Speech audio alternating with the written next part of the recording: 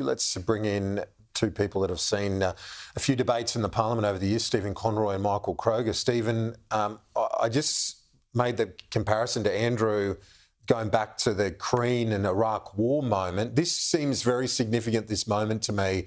The fact that the day after October 7, it's still October 7, they've just been mourning it and remembering in Israel, and we can't, as a parliament, come together to commemorate that, Stephen. Yeah, look, it's very disappointing that an agreement wasn't reached on the wording of the motion, and I'm genuinely disappointed that those involved in the negotiations couldn't find a way forward. We're right to want to commemorate, that's not the right word, to take note of the atrocities, the brutality, the outrageous, disgusting behaviour of Hamas, of their supporters around the world who have cheered on the day, people in Australia who said it was a day of pride, that clown will hopefully getting a chance to get on a plane shortly back to the US where he belongs. So allowing Parliament to pass without taking note and speaking good words. And the PM's speech was a good speech, but it is disappointing that we haven't been able to find that. Peter Dutton has run a hard position on this. He thinks it, is the right thing to do.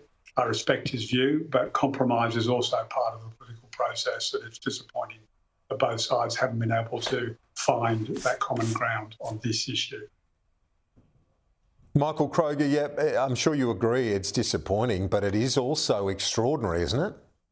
That we see a moment like this and the major political parties of government can't come together to mark it appropriately.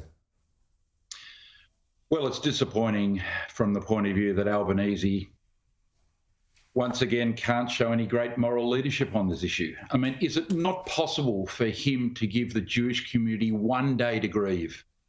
Can they not have one day where it's not, coalesced with every other issue that's happened around and since October 7?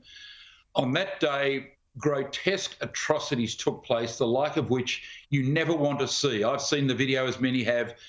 I'm still haunted by some of the things I saw in that. That's what human beings did to Jews. Can Jewish Australians have one day to grieve and mourn? Albo says, no, you can't. So he's punch drunk on all these issues. And what is emerging in this country, apart from the fact that Dutton more and more every day looks like a prime minister, what's happening is there is now a shy pro-Jewish vote rising in Australian politics in the poll. You won't see it in the polls for a while, but people have taken, as it took people a year to work out another big issue a year ago, people are now looking at this thinking, hang on, we've got these extremist hate-filled demonstrations against Jews, that's what they are, and we've got peaceful remembrance days like yesterday in Sydney and last night in Melbourne where I was at, where over 20,000 people met to mourn loss. Albo can't give the Jews one day. That says it all, mate. That's why his polls are slipping. This is a time for moral leadership, and Dutton is showing it in spades. Stephen Conroy, is this an issue, as Peter Dutton argued in the Parliament, that reflects on the Prime Minister's inability here to secure a bipartisanship with Mr Dutton, who apparently he met with on a number of occasions this morning seeking to find that common ground? Look, it's disappointing. I mean, Peter Dutton's a hard man in politics, and he's decided he's going to make a play on a number of different issues to create, I'm here and Albanese is here. As I said, when you're the Prime Minister, what you've got to try and do is keep the country together. Peter Dutton doesn't have that obligation at the moment.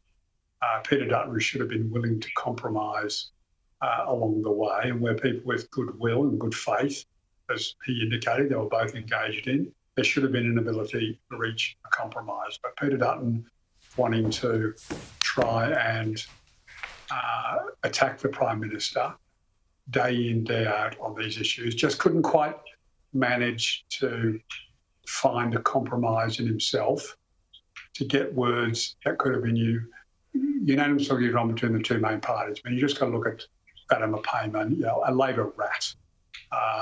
She is going to get no votes. She is welcome to run for herself in the next federal election in Perth. She is welcome to run in her own party. She's not going to run under her own banner. She's going to continue to steal a Labor seat.